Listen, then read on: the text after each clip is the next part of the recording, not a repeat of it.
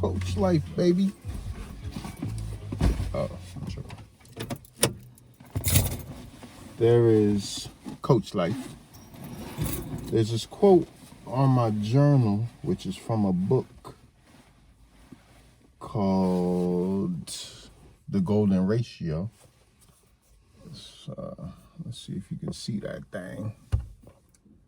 That thing. I guess I'm gonna have to read it to you anyways. Focus. Can you focus on that? Can you focus on me, baby? So the quote is from The Golden Ratio. And I was thinking, what should I drop on Coachlife today? And as I was thinking about it, two cars, a bus and a truck, they seemed to be on the same road at the same time. I was like, that's impossible. And then I realized up ahead, there's a fork in the road. So they were forking. And I was like, oh, the fork in the road. And then I was thinking about when things fork, if it's a higher self-perception, it will come back together at some point. Energy is neither created nor destroyed. It's probably too early for all of this, but here we are. Let me just give you the quote so you can understand. Of course, the number 3 bus goes back. 3, weaving. This quote is from page 31, The Golden Ratio. Imagine two people who start to travel precisely northward from two different points on Earth's equator. All right? So let's say I'm in Central Africa, and you're in, where's Florida? Someplace close to Ecuador. Ecuador, equator. All right? So we're in two completely different places, and we both head north. Like, you're in a completely different place, and you're heading north. Directionally, it would be like forward, but we know that we're both heading north, right? So this means that at their starting points, these people travel along parallel lines, two longitudes, which, according to the plane geometry we learned in school, should never meet. Two parallel lines should never meet. So if you're going north and you're going north, it should never intersect. Clearly, however, these two people will meet at the North Pole. Obviously, it's the Earth. It's round. Sorry, flat earthers. So you're going to meet at the North Pole regardless, so long as you're heading north. Think about that. Clearly, these two people will meet at the North Pole. If these people did not know that they were really traveling on the curved surface of a sphere, they would conclude that they must have experienced some attractive force. Like, how did we meet up? I was going north and you were going north. We should never meet up. Do two parallel lines. They would conclude that they must have experienced some attractive force, since they arrived at the same point in spite of starting their motions along parallel lines. Therefore, the geometrical curvature of space can manifest itself as an attractive force. Therefore, the geometrical curvature of space can manifest itself as an attractive force.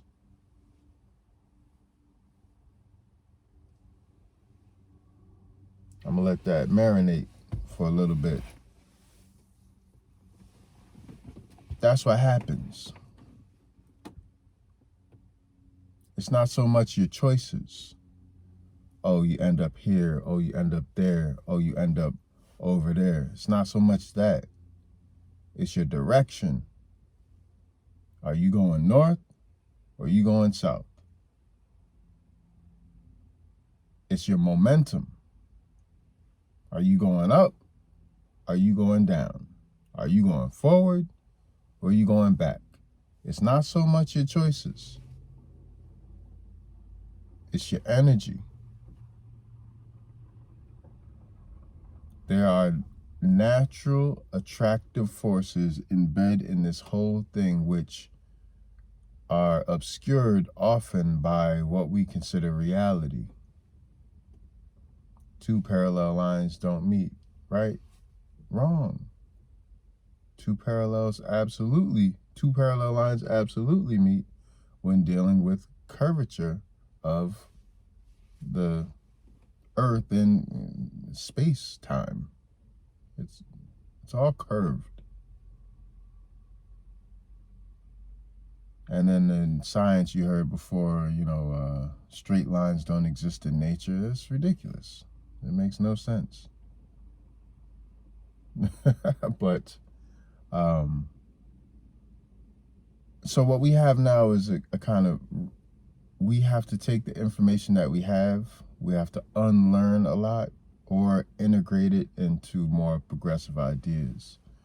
And so I was thinking, Coachlife, this has been mostly like energetic, blah, blah, blah. But I was like, let me give you something that's actually concrete. Now it's dense. So I'm pretty sure if you're not really into thinking, then it might not be the gem for you. But it's worth revisiting at least once just to try to wrap your mind around it. I mean, if you already get it, then it's worth storing because it's valuable. Two people on parallel lines will absolutely meet. Nobody explained that to me before. I had to turn 40 and read the golden ratio in a random prep period and a leftover book from a teacher who's no longer there. This is how we find the gems. And so people say, well, what's the value of that? What's the value of knowing that? And I understand, I get it, right? I have lived enough to know exactly what people mean when they say, I don't care about reading, I don't care about knowledge, I'm about this experience. I get it. I understand what that means. Unfortunately, there is still a great responsibility with this whole life force. It's not from the outside world. It's something that you have to come to terms with for you. You see, I've lived enough to know, having the experience,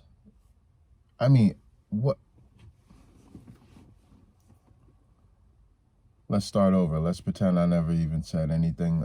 Coachlife. Let's say you have $400 billion today. Money is no issue. What do you do? So this is a question that I ask my class. So I start with the alchemist. I start with this 400 billion. Whenever I get a chance to ask a quote unquote celebrity or somebody who's a thought leader, I think the last person I asked was Walter Mosley. He gave a hilarious answer. Weird. But 400 billion, clean, no taxes, no hidden nothing. What would you do? And most people realize once they actually go through the exercise, okay, you wake up with 400 billion. Nice. Have whatever breakfast you want. Boom. Go shopping. Get whatever you want. Life is good. Take trips. Wah-da-da. Spend a day just living life. Spend a week just living life. After that first month, you're like, okay, so I'm going to continue to do this. This feels good. Right, of course. After that second month, for sure, like lobster, shrimp, pancakes, maybe the third month, you say, well, I still want to be healthy. I want to feel healthy. Get on your smoothie game, kales and all of that. You're healthy rich. You enter that phase. Still vacationing a lot. But after probably about a half a year, you donated to all the charities and all of that, and you just, well, the world still is kind of how much would it take for me to tackle one of these big issues? Like, I gave millions, billions maybe, but it didn't tackle the issue. It didn't even actually put a dent in the issue. How much would it take to actually solve, I want to end world hunger. How much does that take? I want to end poverty. How much does that take? And you start to realize the reality of money in and of itself. Also, you start to realize once you can do whatever you want to do, you lose a little bit of the flavor of life. Once you can have all flavors instantaneously, you lose one of the most important flavors, which is texture and timing.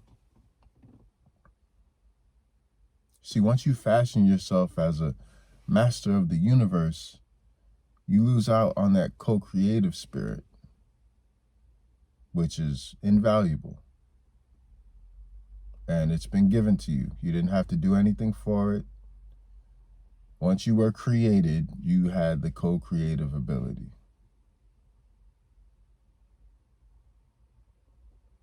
So part of the coach life is just trying to get you to see things from a bird's eye view. Paul Selig calls it the upper room. To understand that we're all connected. It's just a matter of which direction we're heading and how we'll cycle back into the thing. And that also our imaginations are children learning to play at this point. We are just now learning how to really tap into our true co-creative energies.